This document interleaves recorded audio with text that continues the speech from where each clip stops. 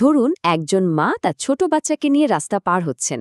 হঠাৎ দেখলেন একটা বিশাল লরি প্রচণ্ড গতিতে তাদের দিকে ছুটে আসছে।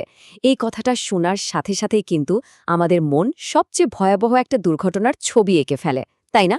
আজকের এই বিশ্লেষণে সবাইকে স্বাগত। আজ আমরা ঠিক এই ব্যাপারটাই দেখব যে কেন আমাদের মস্তিষ্ক সবসময় একদম ডিফল্টভাবেই সবচেয়ে খারাপ পরিস্থিতি বা ওয়ার্স্ট কেস সিনারিওটা আগে ভেবে নেয়। তো আজকের এই এক্সপ্লেনারে আমাদের আলোচনার মূল বিষয়গুলো হলো ওভারথিংকিং লুপ, প্যাসিমিজমের সার্ভাইভাল, অ্যাংজাইটির নিউরোসায়েন্স, ৯০ সেকেন্ডের ইমোশন রুল এবং সবশেষে এই লুপ থেকে মুক্তির উপায়।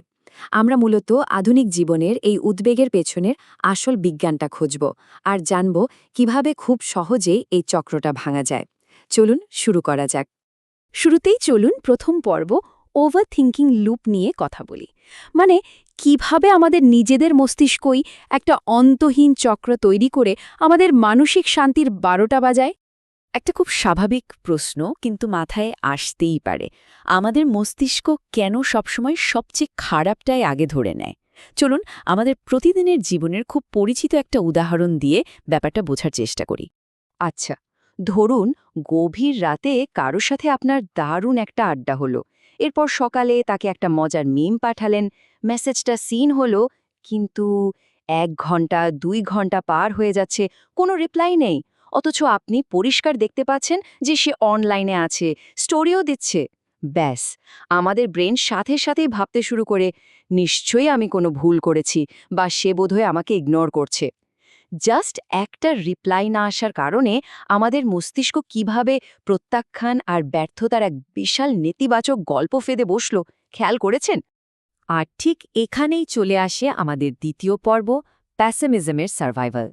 একটু বিবর্তনীয় জীববিজ্ঞানের দিকে তাকালেই বোঝা যাবে কেন প্রাকৃতিকভাবেই আমাদের মস্তিষ্ক নেতিবাচক চিন্তার দিকে ছুটে যায়। হার্ভার্ড ইউনিভার্সিটির দারুণ একটা গবেষণা আছে এই নিয়ে। তারা বলছে আমাদের মস্তিষ্ক দিনের প্রায় ৪৭% সময়, অর্থাৎ অর্ধেকেরও বেশি সময় ওয়ান্ডারিং মোড বা উদ্দেশ্যহীনভাবে ঘুরে বেড়ানো অবস্থায় কাটায়। এর মানে হলো আমরা বর্তমান মুহূর্তের চেয়ে অতীতের কোনো ঘটনা নিয়ে আফসোস করতে বা ভবিষ্যতের কোনো কাল্পনিক বিপদের ভয়েই বেশি সময় পার করি। ব্যাপারটা কিন্তু বেশ ইন্টারেস্টিং। প্রাচীন যুগে আমাদের পূর্বপুরুষদের কথা একবার ভাবুন। ঝোপের আড়ালে সামান্য একটু খসখস শব্দ হলেই তারা ধরে নিত যে সেখানে নিশ্চয়ই কোনো বাঘ বা সিংহ লুকিয়ে আছে। এই ওয়ার্স্ট কেস সিনারিও ভাবার কারণেই কিন্তু তারা বিপদের হাত থেকে বেঁচে ফিরতে পেরেছিল। সমস্যা হলো আমরা আধুনিক যুগের মানুষেরা আজও মস্তিষ্কের সেই আদিম সার্ভাইভাল সফটওয়্যারটাই চালিয়ে যাচ্ছি। আর তাই একটা আনরিড মেসেজ বা একটা ইনস্টাগ্রাম স্টোরি না দেখাকেও আমাদের ব্রেইন ঠিক ওই প্রাচীন যুগের ক্ষুধার্ত সিংহের মতোই একটা মারাত্মক হুমকি হিসেবে ধরে নেয়। তো এই ব্যাপারটার পেছনের বিজ্ঞানটা আসলে কি? চলুন তৃতীয় পর্বে অ্যাংজাইটির নিউরোসায়েন্সে প্রবেশ করি। দেখি আমাদের মস্তিষ্কের ঠিক কোন অংশগুলো এই তীব্র অনুভূতির জন্য দায়ী। আমাদের মস্তিষ্কের ভেতরে সারাক্ষণই কিন্তু এক ধরনের দ্বন্দ্ব চলতে থাকে। একদিকে আছে অ্যামিগডালা, যেটাকে আমরা ইমোশনাল ব্রেন বলতে পারি। এর কাজ হলো বিপদ শনাক্ত করা। আর অন্যদিকে আছে প্রিফ্রন্টাল কর্টেক্স বা লজিক্যাল ব্রেন, যার কাজ হলো সেই বিপদটা আসলেই বাস্তব কিনা তা যাচাই করে দেখা। কিন্তু আমরা যখন অতিরিক্ত চিন্তা বা ওভারথিংকিং করি, তখন এই লজিক্যাল ব্রেন বা যুক্তিবাদী অংশটা বলতে গেলে একদম শাটডাউন হয়ে যায়। তখন পুরো নিয়ন্ত্রণ নিয়ে নেয় আমাদের ইমোশনাল ব্রেন বা অ্যামিগডালা। বিজ্ঞানের ভাষায় একে বলা হয় অ্যামিগডালা হাইজ্যাক।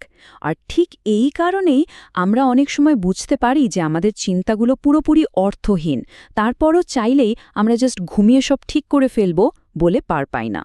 এই পুরো শারীরিক প্রক্রিয়ার চক্রটা কিভাবে কাজ করে জানেন? ধরুন মাথায় একটা নেতিবাচক চিন্তা এলো, সাথে সাথে বুকে একটু চাপ অনুভব হলো বা হার্টবিট বেড়ে গেল। আমাদের মস্তিষ্ক তখন এই শারীরিক পরিবর্তনটাকে সত্যি সত্যি কোনো শারীরিক হুমকি হিসেবে ভুল করে বসে। সেভাবে তার মানে আসলেই কোনো বিপদ আছে। ফলে অ্যাংজাইটি আরও বেড়ে যায় আর আমরা আটকে পড়ি একটা আত্মধ্বংসাত্মক লুপের মধ্যে। এবার আসা যাক আমাদের চতুর্থ পর্বে, ৯০ সেকেন্ডের ইমোশন রুল। স্নায়ুবিজ্ঞানের এই যুগান্তকারী ধারণাটা কিন্তু এই চক্রের নিয়ন্ত্রণ পুনরায় আমাদের নিজেদের হাতে তুলে নিতে দারুণ সাহায্য করবে। স্ক্রিনের এই 90 সংখ্যাটা কিন্তু খুবই পাওয়ারফুল। বিখ্যাত নিউরোসায়েন্টিস্ট ডক্টর জিল বোল্ট টেইলরের মতে ভয়, রাগ বা দুঃখের মতো যে কোনো জৈবিক আবেগ আমাদের শরীরে রাসায়নিক প্রতিক্রিয়া হিসেবে ঠিক 90 সেকেন্ড পর্যন্তই স্থায়ী হয়। হ্যাঁ, জাস্ট 1.5 মিনিট। তার মানে এটা দাঁড়াচ্ছে 90 সেকেন্ডের বেশি স্থায়ী হওয়া যে কোনো আবেগ আসলে আমাদের নিজেদেরই বারবার ট্রিগার করা একটা লুপ। ধরুন, ইন্টারনেটে মাথা ব্যথার লক্ষণ খুঁজতে গিয়ে আপনি ব্রেন টিউমার ভেবে ঘণ্টার পর ঘণ্টা আতঙ্কিত হয়ে থাকলেন। এটা কিন্তু স্বাভাবিক কোনো আবেগ না। আপনার মস্তিষ্ক আসলে ওই শুরুর 90 সেকেন্ডের রাসায়নিক ড্রপটাকেই বারবার রিনিউ করে যাচ্ছে। তো সমাধান কি? চলুন আমাদের পঞ্চম এবং সবচেয়ে গুরুত্বপূর্ণ পর্বে মুক্তির উপায় বা টেকনিকে চলে যায়। বিজ্ঞানসম্মতভাবে এই বিরক্তিকর লুপ থেকে বের হওয়ার উপায়গুলো এবার জেনে নেওয়া যাক। এই শারীরিক আর মানসিক চক্রটাকে মুহূর্তে ভেঙে দেওয়ার জন্য খুব সহজ এবং কার্যকরী 4টি উপায় রয়েছে। এগুলো হলো গ্রাউন্ডিং টেকনিক, পেপার ডাম্প, ওয়ারি উইন্ডো এবং শারীরিক নাড়াচড়া বা মুভমেন্ট। প্রথম উপায়টা হলো 5-4-3-2-1 গ্রাউন্ডিং। জানেন, ইউএস মিলিটারি আর এফবিআই এজেন্টরাও কিন্তু চরম মানসিক চাপের সময় এই পদ্ধতিটা ব্যবহার করেন। নিয়মটা খুব সোজা। আপনার আশেপাশের 5টি দৃশ্যমান জিনিস খুঁজুন, 4টি জিনিস স্পর্শ করুন, 3টি আলাদা শব্দ শোনার চেষ্টা করুন, 2টি জিনিসের গন্ধ নিন এবং 1টি জিনিসের স্বাদ অনুভব করুন।